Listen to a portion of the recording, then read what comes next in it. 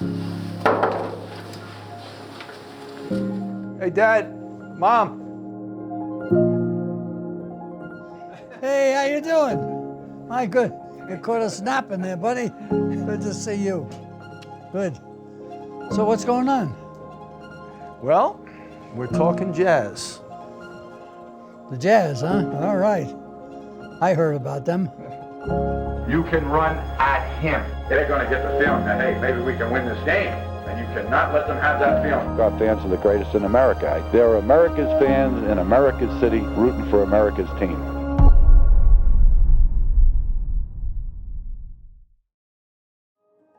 To Sam Battistone, I'd like to thank him for his faith in me. And what I'm going to do is reward him by promising him and this organization to bring a World Championship team to Utah next year. Of course, it will be the Celtics, the Lakers. When I left college coaching, I said, I think I still have something to give in coaching. So I had that in the back of my mind, and I knew eventually I'd get back to it again, and of course that opportunity did arise here.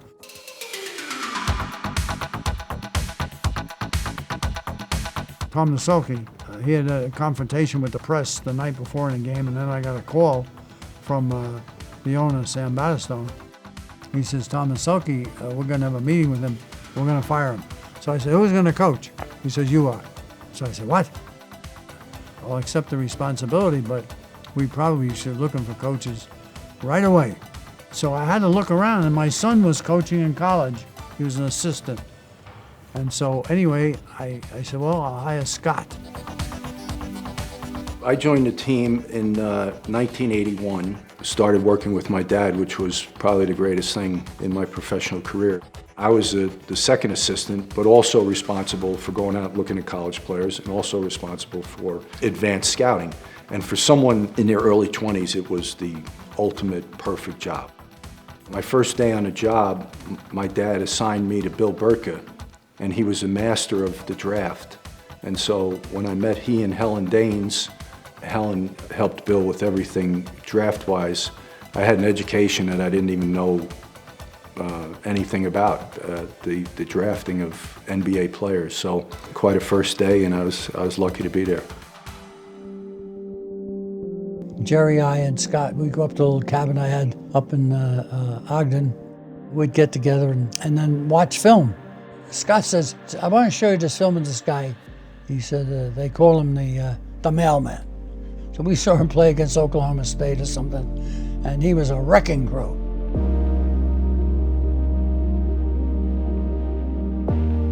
He said, but he won't be there when we draft, don't worry. Well, during the draft, Scott ran down to me, he says, hey, Dad, you remember that guy I called the mailman? He said, he's slipping to us. I said, he's slipping to us? Well, why? And he said, I don't know, there's something going. So I said, well, he's worth it. Let's take him. The Utah Jazz are very happy to announce that in the 13th pick of the first round of the 1985 draft, that we're going to bring a mailman. You got the man that you were going after. Yeah, we got it, and it surprised me. It really did. First of all, I want to thank God, for letting me be here today, because there's so many players would like to be in my position. Frank says that he assumes that every guy that started last year has a starting position this year.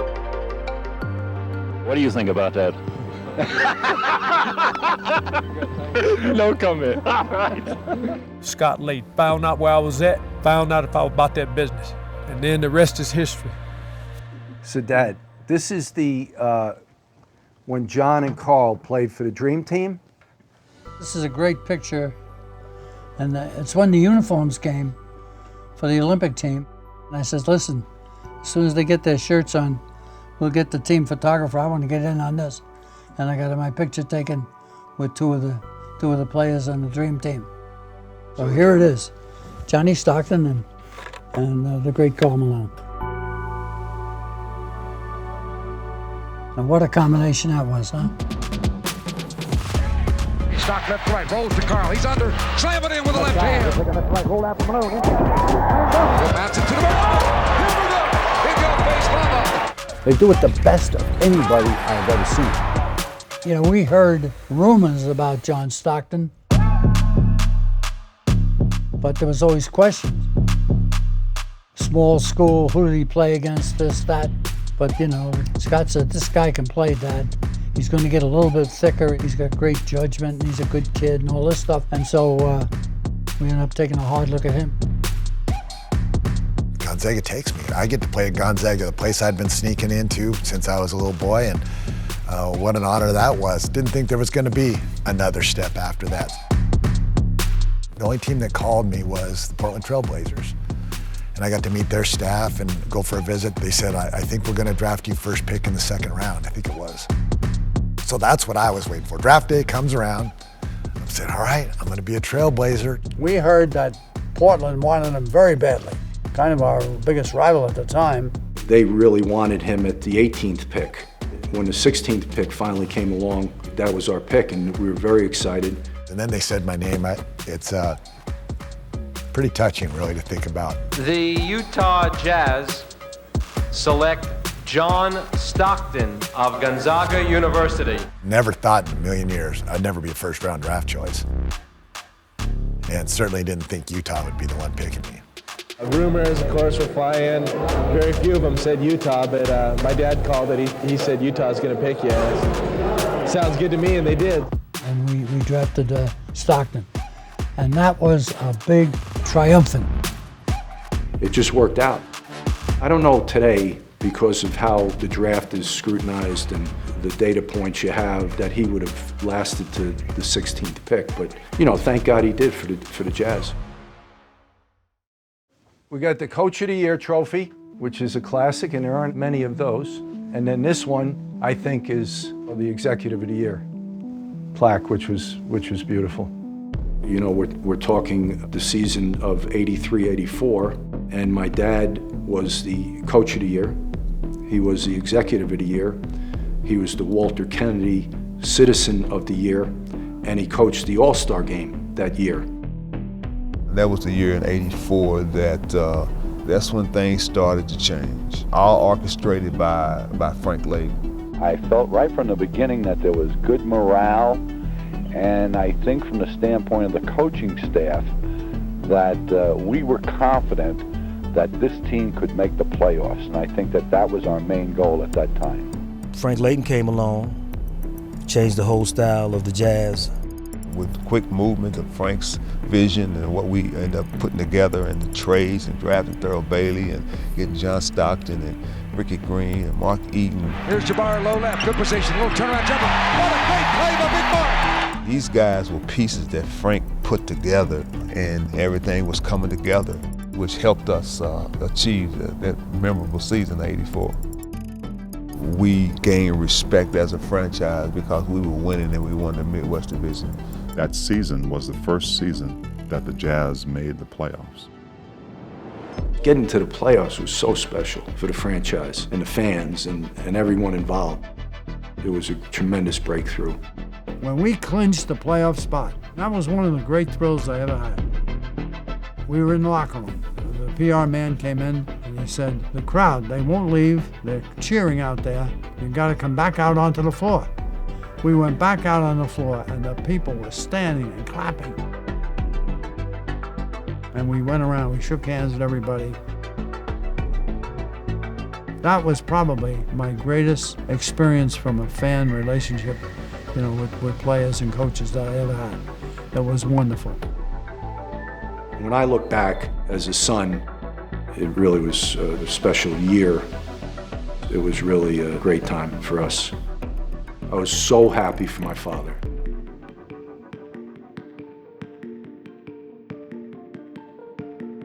Of course, the state of Utah, Hall of Fame, 1999. Why did it take you so long to get in there? Taking a guy from Brooklyn and transplanting him into Salt Lake City was a wonderful thing, because I think he became a beloved character and everybody loved having someone like him to entertain. I wasn't a player, but they knew I might do something crazy that night. I became the chief clown. but also to be serious about putting a good team together. Right now, defense, we gotta earn it. Come on, we gotta earn it. Because we can debate all we want about entertainment and characters, but until you win, the fans are not going to come out. Not only was he entertaining, not only was he funny, but he was a great basketball man who was going to establish something that was special. You're happy being a coach of the Jazz? Oh, you yeah. be just as happy elsewhere? No, it beats working, that's for sure. I'm in this because I enjoy it. I have a lot of fun coaching. I have a lot of fun being around athletes, and I hope that that never changes. People don't understand what a great teacher he was for us at the time. What I take from Frank Layden is he taught me so much more than just basketball. He taught me about life, dealing with people, and putting that family number one. That was Frank Layden. Frank was the type of guy, if you down in the dumps, he could pull you up. You know, he was always positive. Here's a guy who didn't take basketball as serious as I thought NBA coaches might. He knew that to keep his job, we had to win. But his personality was such that we understood that it wasn't our total life and our total focus. Coaches should not fear their job. They should be certain about what they're doing and then live with the results. But you must make the players believe that you're there for their betterment for their whole lives. And what happens, the players look around and they say, you know what? Coach is trying to make this a family. And you are, in a way, the father. And you know what? Some of them appreciate that. Sometimes I think I'm the father for life. But you know what's a wonderful thing? When a player at the end of his career or after his career, years later, comes up and hugs you and says thank you.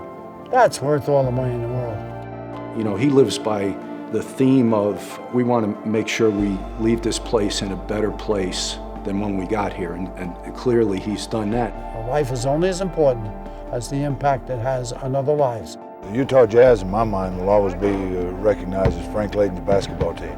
Frank Layden has done a lot for the Jazz, and a lot of other people have taken part in his success, but he's more or less been the glue. And that's why he's a beloved figure by all the many, many thousands of Jazz fans that came up and grew up and are now raising their families to be Jazz fans. Kind of cool. We're a family. We're the Jazz family. And in the end, that'll make a winner every time.